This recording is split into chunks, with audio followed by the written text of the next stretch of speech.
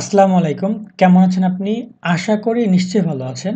Sovan study নতুন একটি ভিডিওতে আপনাদের সকলকে স্বাগতম। আজকের ভিডিওতে আমরা অ্যাসাইনমেন্ট নিয়ে কথা বলব। অলরেডি মাধ্যমিক এবং উচ্চ মাধ্যমিকে অ্যাসাইনমেন্ট কার্যক্রম চালু করেছে শিক্ষা মন্ত্রণালয়। সেই অ্যাসাইনমেন্ট লেখার কৌশল নিয়ে আমি একটা ভিডিও কয়েকদিন আগে করেছিলাম, যেটা অনেক শিক্ষার্থী গ্রহণ করেছে। প্রায় 50,000 মানুষ দেখেছে ভিডিওটি।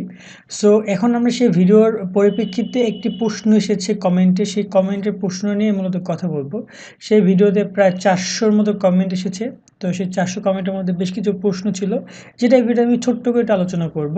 সেটা হচ্ছে যে আমরা যে মাধ্যমিকের বা উচ্চ মাধ্যমিকের যে অ্যাসাইনমেন্ট দিয়েছে, সেই অ্যাসাইনমেন্ট কলেজে জমা দিতে বা সেই অ্যাসাইনমেন্ট সংগ্রহ করতে কোনো টাকা লাগবে কিনা। প্রথমে বলে রাখি অ্যাসাইনমেন্ট সংগ্রহ করার বিষয়টা নিয়ে। অ্যাসাইনমেন্ট মূলত আপনাদের এই যে মাধ্যমিক ও উচ্চ মাধ্যমিক অধিদপ্তর, এইটারই মূলত সাইটে অ্যাসাইনমেন্ট আপনাদের প্রকাশ করা হবে প্রত্যেক সপ্তাহের অ্যাসাইনমেন্ট। সো এখান থেকে আপনারা অ্যাসাইনমেন্টগুলো পেয়ে যাবেন। তাই অ্যাসাইনমেন্ট সংগ্রহ করতে আপনাদের কোনো টাকা লাগবে না। সেক্ষেত্রে আপনি যদি কলেজ থেকে যান, কলেজে গিয়ে যদি আপনি ফটোকপি করে নিয়ে আসেন বা কলেজ থেকে আপনাকে কোনো শিট দেয়, সেক্ষেত্রে তারা ফটোকপির ক্ষেত্রে একটা চার্জ করতে পারে, মানে কাগজের জন্য। বাট এমনিতে কোনো সরকার ঘোষিত কোনো টাকা পয়সা লাগবে না অ্যাসাইনমেন্ট গ্রহণের ক্ষেত্রে।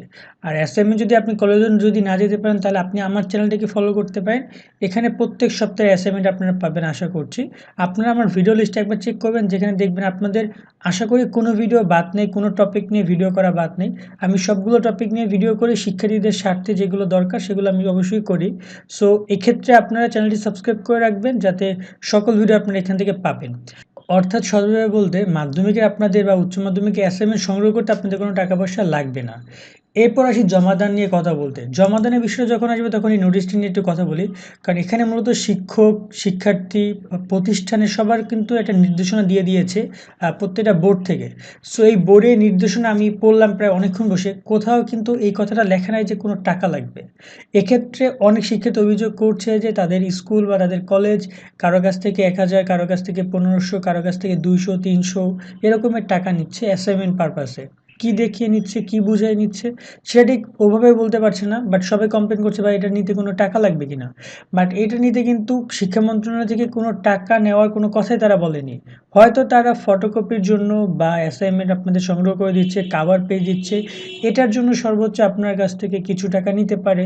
সেটা সেই কাগজ বাবদ বা এটা পরিশ্রম বাবদ ছোট্ট করে 10, 5, 15 টাকা বা 20 টাকা বা 30 টাকা বা 50 টাকা এইরকম নিতে পারে। কিন্তু সেই জন্য যে বড় ধরনের একটি অঙ্ক প্রত্যেক শিক্ষার্থীর কাছে চার্জ করবে এই করোনার সময়, সেটা কিন্তু শিক্ষকদের একদম এক প্রকার অন্যায় বলা চলে। তাই আমি এক্ষেত্রে বলবো, যে সকল শিক্ষার্থীদের কাছ থেকে কোনো টাকা পয়সা নেওয়া হচ্ছে, তাদের এই মুহূর্তে যেটা করা উচিত সেটা হচ্ছে যে মাধ্যমিক যে কর্মকর্তা রয়েছে, শিক্ষা অফিসার, তোমাদের উপজেলার মাধ্যমিক ও উচ্চ মাধ্যমিক অধিদপ্তরের যে শিক্ষা অফিসার রয়েছে, উপজেলা রয়েছে, তাকে তোমরা অবশ্যই বিষয়টা জানাবা, লিখিত আকারে বলো, বা যদি তোমাদের সেরকম সম্ভব হয় সামনাসামনি গিয়ে কথা বলে তোমরা বিষয়টি জানিয়ে দিও যে এখানে তোমাদের কাছ থেকে টাকাটা নিচ্ছে। এক্ষেত্রে আমি আবার বলছি, এটা কিন্তু অন্যায় টাকা। এটা যদি তোমরা দিয়ে থাকো, তাহলে কিন্তু তোমরাও সেক্ষেত্রে অন্যায়ের একটা অংশীদার হচ্ছে এবং তাদেরকে সাপোর্ট করছো। এই ব্যাপারগুলো তোমাদের মাথায় রাখতে হবে। সো সর্বোপরি বলা যায় যে অ্যাসাইনমেন্ট নিয়ে মূলত তোমাদের সরকার ঘোষিত কোনো টাকা পয়সা, কোনো চার্জ লাগছে না। তোমাদের শুধুমাত্র হয়তো বা তোমাদের যদি কলেজ থেকে বা স্কুল থেকে যদি অ্যাসাইনমেন্ট দেওয়া হয়, সেক্ষেত্রে হয়তো তোমাদের কাগজের বিভিন্ন খরচ আছে টুকটাক, 5, 10, 20, 50 টাকা এটা নিতে পারে। এটা স্বাভাবিক বিষয়। তো এই ছিল মূলত তোমাদের এই প্রশ্নটি, কারণ এই প্রশ্নটি অনেক শিক্ষার্থী আমাকে করেছে, তাই আলাদা একটা ভিডিও করে তোমাদের সামনে তুলে ধরতে হলো।